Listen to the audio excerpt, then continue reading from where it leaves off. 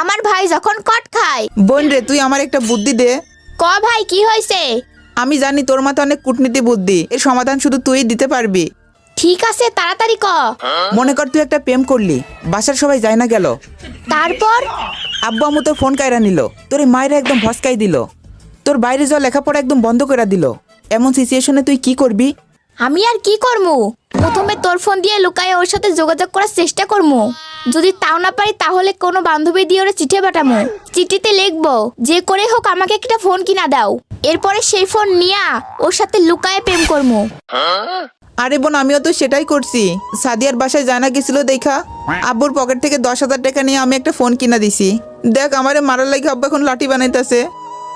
বোন, এখন আমি কি করব? বোন, তুই কিছু একটা কর, আমার একটা বুদ্ধি দে। আব্বু কইছে যে ঠেকাই তাইবো তাকেও সহ ভসকাই দিব। কথা কস না কেরে বোন, তুই একটা বুদ্ধি দে।